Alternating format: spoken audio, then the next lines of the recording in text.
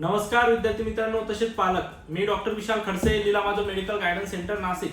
विद्यार्थी मित्रांनो, तुम्ही जर आपला हा व्हिडिओ जर फर्स्ट टाइम किंवा पहिल्यांदा जर बघत असाल तर चॅनलला नक्की सबस्क्राईब करून ठेवा, जेणेकरून जी काही महत्त्वपूर्ण अपडेट असेल ही तुमच्यापर्यंत पोहोचेल. ओके. आणि जर तुम्हाला आमच्या फ्री व्हॉट्सअप ग्रुपमध्ये जर जॉईन व्हायचं असेल तर डिस्क्रिप्शनमध्ये लिंक दिलेली आहे, तिथे सुद्धा तुम्ही जॉईन होऊ शकता, जेणेकरून जी काही आम्ही महत्त्वपूर्ण जे काही व्हिडिओ असतील, जे काही अपडेट असेल त्या व्हॉट्सअप ग्रुपवर टाकू फ्रीमध्ये, ती तुमच्यापर्यंत पोहोचेल. ओके. तुमच्या जास्त वेळ न घेता आपण महत्त्वाच्या मुद्द्यावर बोलूयात. हे बघा, थंबनेलवर तुम्ही बघितलंच असेल, BAMS किंवा BDS किंवा BMS. आता काय करायला पाहिजे मुलांनी आणि मुलींसाठी, काय करायला पाहिजे, कितीपर्यंत योग्य असेल आणि काय पुढे प्रोसेस आहे, आणि काय BMS किंवा BDS केल्यानंतर पुढे स्कोप कोणाला आहे. बरोबर आहे. आता मॅक्सिमम विद्यार्थ्यांचे पालकांचे मला कॉल येतात, तसेच जेव्हा काउन्सिलिंगसाठी विद्यार्थी आणि पालक येतो तेव्हा मॅक्सिमम विद्यार्थी माझ्याकडे तर सर आम्हाला BDSच करायचे. मी त्यांना तेव्हा काहीच बोलत नाहीये, त्यांना सांगतो ठीक आहे BDSची आपण प्रोसेस करूया. नंतर पालक असतील किंवा विद्यार्थी विचारतो सर BMS करायला पाहिजे का BDS करायला पाहिजे, तुम्ही काय सजेस्ट कराल. तर बघा, BMS असो, MBBS असो, BDS असो किंवा BMS असो, कुठलाही कोर्स हा वाईट नसतो. मेडिकल कोर्स आहे, UG कोर्सेस आहे, अंडर ग्रॅज्युएट कोर्स आहे आणि एक डिग्री कोर्सेस आहे, जी मेडिकल मध्ये आपण UG आपला अंडर ग्रॅज्युएट करत असतो. ओके. तर हा मेडिकल फील्ड मधला कुठलाही कोर्स करा, कुठलाच वाईट नाही. फक्त काही सर्व कोर्सेस जे आहेत वेगवेगळे आहेत, त्यामध्ये काही प्रॅक्टिस वेगवेगळी केली जाते. कोणता आयुर्वेद असेल, कोणी मेडिसिन असेल, कोणी सर्जरी असेल, कोणी ओनली डेंटल असेल, कोणी होमिओपॅथी असेल, कोणी आयुर्वेद असेल. यामध्ये फक्त फॅकल्टी असेल, फील्ड ह्या वेगळ्या आहेत, कोर्स कोणताच वाईट नसतो. ओके. तर आता आपण दुसऱ्या कोर्स बद्दल न बोलता आपण जे काही थंबनेलवर आहे त्याबद्दल डिस्कस आपल्याला करायचं असेल, BAMS आणि BDS बद्दल बोलूया. हे बघा, BAMS सुद्धा तुम्हाला 4.5 इयरचा आहे, BDS सुद्धा तुम्हाला 4.5 इयरचा आहे, सेम आहे. आता BDS असेल किंवा BMS असेल, ते सुद्धा तुमचं नीटच्या मार्क्सनुसार, नीटच्या स्कोअरमध्येच ऍडमिशन होणार आहे. आता एक 5 ते 6 वर्षापासून आधी MBBS आफ्टर एक B ऑप्शन म्हटलं तर BDS विद्यार्थी आणि पालक चॉईस करत होते, पण आता B ऑप्शन हा एक BAMS असतो. ज्या विद्यार्थ्यांना MBBS केल्यानंतर तो BAMS ला चॉईस करत असतो. तर का चॉईस करत असतो ते आपण बघूया, आणि BDS कडे विद्यार्थी फार कमी का जातात आपण तेही बघूयात. ओके. हे बघा, आफ्टर BAMS केल्यानंतर तुम्ही मोर दॅन ऑप्शन तुम्हाला पुढे आहे. BAMS बद्दल बोललं तर मोर दॅन ऑप्शन तुम्हाला पुढे आहेत. जसं तुम्ही आफ्टर कंप्लीशन झाल्यानंतर एखाद्या हॉस्पिटलला तुम्ही जॉईन करू शकता, हॉस्पिटलला जॉईन करू शकता. बरोबर आहे. तिथं तुम्ही RMO रेसिडेंट मेडिकल ऑफिसर म्हणून तुम्हाला ते पोस्ट मिळते प्रायव्हेट हॉस्पिटलला. बरोबर आहे. हा एक BMS डॉक्टर करू शकतो. आता BDSचा विचार केला तर BDS डॉक्टर एखादं हॉस्पिटल जॉईन करू शकत नाही, कारण BDSचं हॉस्पिटल नसतं, BDSचं हे क्लिनिकच आहे. बरोबर आहे. BDS डॉक्टर हा IPD करू शकत नाही. IPD म्हणजे जे पेशंट वगैरे आपण ऍडमिट करतो, तर तो BDS डॉक्टर हा करू शकत नाही. बरोबर आहे. BDS डॉक्टर हा त्याला स्वतःच प्रॅक्टिस करावी लागते, आणि जे काही इन्स्ट्रुमेंट आहेत हे BDS चे जे काय आहे, BDSचं बॅचलर ऑफ डेंटल सर्जरी केल्यानंतर त्यांचे इन्स्ट्रुमेंट मिनिमम 80 ते 90 लाखापर्यंत त्यांचे इन्स्ट्रुमेंट हे कॉस्टली असतात.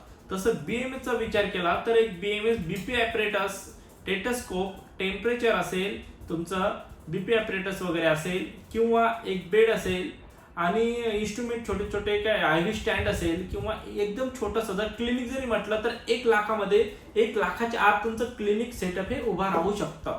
पण BDS ला क्लिनिक सेटअप जरी टाकायचं असेल तर मिनिमम, मी जसं आता 2 मिनिटं आधी बोललो, 80 ते 90 लाख रुपये खर्च लागत असतो. जो प्रत्येकच व्यक्ती जसं त्यांचं क्वालिफिकेशन झालं, जसं UG कोर्सेस त्यांचा कंप्लीट झाला, त्यांचं कंप्लीशन झालं, लगेच तो व्यक्ती टाकू शकत नाही. तेवढा पैसा व्यक्तीजवळ नसतो, आणि प्रत्येकच व्यक्ती हा करत नसतो. तर ऑप्शन तुम्हाला सांगितलं BAMS मध्ये काय आहे आणि BA याच्या मध्ये काय आहे.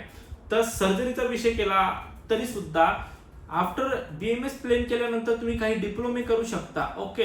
जसं 2019च्या गाईडलाईन्स नुसार NCSM कडून परमिशन आहे. इक्वल टू MBBS तर म्हणता येणार नाही, पण त्याच लेवलचा आपण विचार करूया की ब्रेन आणि हार्ट सोडून ऑल ऑफ ऑपरेशन हा BMS डॉक्टर करू शकतो. मायनर ऑपरेशन जेवढे असतील तेवढं करू शकतो. ॲलोपॅथिक प्रॅक्टिस सुद्धा तो आता करू शकतो. ओके. फक्त जे काही सर्जरी वगैरे आहे ते करू शकत नाही. आता बघा, आता BDS डॉक्टर हे सर्जरी करू शकतो. ओके. आफ्टर MDS मास्टर जर त्यांनी आफ्टर MDS जर केल्यानंतर तो सर्जरी करू शकतो, जसं रूट कॅनल असेल, जसं डेंटलचा काही प्रॉब्लेम असेल तर तो पुढे जाऊन आपलं सर्जरी करू शकतो हा BDS डॉक्टर. आणि हा सर्जरी करू शकत नाही, करू शकतो कोणती, ज्या मायनर ऑपरेशन आहे ते सर्व करू शकतो. ओके. आता जर पेमेंटचा विचार केला तर बघा, BAMS डॉक्टर हा काय करतो, BAMS डॉक्टर जो आहे तो एक मिनिमम जर 100 रुपये जरी फीस घेतली तरी एका डॉक्टरकडे कमीत कमी 30 ते 40 पेशंट एका दिवशी कधीही येत असतात. ओके. तो विचार केला आपण तरी 4000 रुपये रोज, म्हणजे फीस बद्दल बोलतो मी, 4000 इंटू 3 म्हणजे कमीत कमी 1,20,000 रुपये. बरोबर आहे. 1,20,000 रुपये हा डॉक्टर घेत असतो, जो आयुर्वेदा जो BAMS डॉक्टर आपण म्हणतोय, फक्त फीस. अदरवाईज मेडिकल वगैरे जे असेल किंवा त्याचं जो IV असेल वगैरे हा आपण वेगळा सोडूया. बरोबर आहे. तर BDS डॉक्टरकडे रोजचा एखादा पेशंट जर आला तर एखादा पेशंट हा येऊ शकतो. त्यांच्याकडे पेशंट कमी असतात, कारण हे बघा, BAMS जो डॉक्टर आहे तर मोर दॅन ऑप्शन आहे. तुम्हाला फिवर असेल, कॉमन कोल्ड असेल, जसं आपण थंडी ताप म्हणू, जसं कुठलाही, जसं तुमचं एकदम बोनचा प्रॉब्लेम असेल किंवा तुमचं हेडेक असेल किंवा तुमचं मसल पेन असेल, काहीही बॉडीचा प्रॉब्लेम असेल तर हा एक आयुर्वेदा डॉक्टर असतो, जो जनरल फिजिशियन म्हणतो आपण, जो GP जनरल फिजिशियन म्हणजे जनरल प्रॅक्टिस जो करतो ते मोर दॅन करतात, त्यांच्याकडे जास्त पेशंट असतात. पण BDS मध्ये काय, BDS मध्ये पेशंट नाही, कारण तुम्हाला एकच फक्त डेंटल पुरताच हा जो BDS डॉक्टर आहे तो त्यावरती काम करतो आणि त्याचे पेशंट हे रोज तर नसतात. बरोबर आहे. एक महिन्यामधून 7 ते 8, 10, 15 पेशंट असतात, पण त्यांची फी 100-150 रुपये जरी फी असेल, 200-250 फी असेल, पण जेव्हा कुठली जरी प्रोसेस करायची तर कमीत कमी 4 ते 5,000 रुपये त्या प्रोसेसला लागत असतात, हे BDS डॉक्टरसाठी. म्हणजे जरी तो एका दिवशी हा 100 रुपये BAMS डॉक्टर फीस घेत असेल तर तो कमीत कमी 4 ते 5,000 रुपये एका प्रोसेसला हा लागत असतात. बरोबर आहे. हा आपण विचार केला पाहिजे. आता हा जो डॉक्टर आहे हा हॉस्पिटल टाकू शकतो BAMS डॉक्टर, तर BDS डॉक्टर हॉस्पिटल टाकू शकत नाही, कारण त्याला क्लिनिकच टाकावा लागेल, कारण त्याचा क्लिनिक मध्येच हा सेटअप होत असतो. बरोबर आहे. पुढे जरी ग्रॅज्युएशन नंतर जरी काही म्हटलं, MPSC UPSC जरी म्हटलं, काही विद्यार्थी मॅक्सिमम विद्यार्थी MPSC तर नाही पण UPSC करतात, तर हाही UPSC करू शकतो. हा UPSC माध्यमातून तुम्ही पुढे IAS लेवलच्या एक्झाम सुद्धा देऊ शकतात. ओके. आता विषय जसं थंबनेलवर बघितलं असेल, मुलांसाठी आणि मुलींसाठी का असेल. आता मॅक्सिमम विद्यार्थ्यांचा मला असा प्रश्न असतो, सर आम्ही काय करायला पाहिजे आणि आम्ही काय करायला पाहिजे. तर बघा, BAMS जे आहे असं काही नाही, मुलांनीच करायला पाहिजे आणि मुलींनीच करायला पाहिजे, दोन्हीही फॅकल्टीमध्ये तुम्ही हे करू शकता. BAMS मध्ये सुद्धा जास्तीत जास्त विद्यार्थ्यांना मी सजेस्ट करेल, जी मुलगी असेल तर गायनेक मध्ये प्रॅक्टिस करू शकतो. कोणी गायनेकोलॉजिस्ट जो स्त्रीरोग तज्ञ आपण म्हणतो, जसं डर्मोटॉलॉजिस्ट असेल, जसं स्किनचं जे काय आहे ह्याच्या माहिती आपण करू शकतो. ओके. तर हे मुली पण करू शकतात. आता मॅक्सिमम विद्यार्थ्यांना जर BDS, आता BDS ला गव्हर्नमेंट जॉब सुद्धा आहे आणि BAMS ला सुद्धा आहे. ओके. जर तुम्हाला फक्त पैसाच कमवायचा असेल, फक्त एक डॉक्टर ऍज अ नावासमोर डॉक्टर लावून हे करायचं असेल तर तुम्ही BDS जरी केलं तरी चालेल, कारण BDS ला गव्हर्नमेंट जॉब सुद्धा असतो. आणि जसं मी आता तुम्हाला हे सर्व एक्सप्लेन करून सांगितलंच आहे की BDS मध्ये कशा प्रकारे सर्व त्यांची प्रोसेसिंग होत असते. ओके. तर आता BAMS डॉक्टर आणि BDS डॉक्टर मध्ये एवढा काही फरक नाहीये, पण मॅक्सिमम मुलांना असं सजेस्ट करेल मी की मी आता तुम्हाला 2 मिनिटं आधी सांगितलंय की कुठलाही मुलगा असो किंवा मुलगी असो कोणताही कोर्स करू शकतो, आणि फर्स्ट टाइम मी सांगितलं कोणताही कोर्स वाईट हा नसतो. तर याच्यामध्ये फक्त मी तुम्हाला एक्सप्लेन करून सांगितलं की BAMS बद्दल इन्फॉर्मेशन आणि BDS बद्दल. ओके. तर यामध्ये मुलीही करू शकतात आणि मुलंही करू शकतात. मी कोर्स बद्दल तुम्हाला डिटेल दिलेले आहे, पेमेंटच्या बद्दल सुद्धा केलेलं आहे. फक्त एक सर्वात मोस्ट इम्पॉर्टंट पॉईंट असा आहे की BAMS हा मोर दॅन ऑप्शन मध्ये प्रॅक्टिस करू शकतो, तर हा सिंगल ऑप्शन त्याला आहे. आणि याचं जे आहे ते आता BDSचं कॉम्पिटिशन कमी झालेलं आहे, BAMSचं कॉम्पिटिशन हे वाढलेलं आहे. तर कोर्स करताना आता मॅक्सिमम विद्यार्थ्यांनी माझ्याकडे सर माझी मैत्रीण BDS करते, माझा मित्र BDS करतो, मी पण करू का, आपण असा गैरसमज काढा. दुसऱ्याने काय केलं म्हणजे तुम्ही करू नका. तुमचं भविष्य जे तुम्ही आता जी मेहनत केली, 2-2, 3-3 वर्ष अभ्यास केला आहे, ज्या मेहनतीचं फळ तुम्हाला नीट मध्ये क्वालिफाय झाला, चांगला स्कोर पडलाय, पण पुढं काय करायचंय, मित्रांनी मैत्रिणींनी जो कोर्स केलाय म्हणजे आपण कोर्स करायला पाहिजे असं अजिबात करू नका.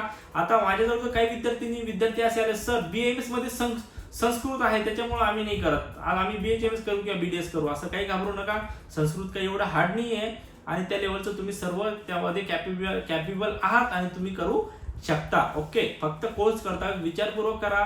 आता जरी काही ग्रामीण भागातले विद्यार्थी असतील, खेड्यागावातले असतील, ज्या विद्यार्थ्यांना याबद्दल नॉलेज नसतं आणि कोणीतरी काही गावातल्या व्यक्तींनी का म्हणा किंवा मोठ्या माणसांनी काही सांगितलं म्हणून ते आपण करूया, तर अशी चुकी करू नका. काही कोणा डॉक्टरांचा सल्ला घ्या किंवा माझ्याजवळ जरी विद्यार्थी पालक आले तर माझं काउन्सिलिंगच म्हणजे तुमची प्रोसेसच करून देणं हे काम नसेल.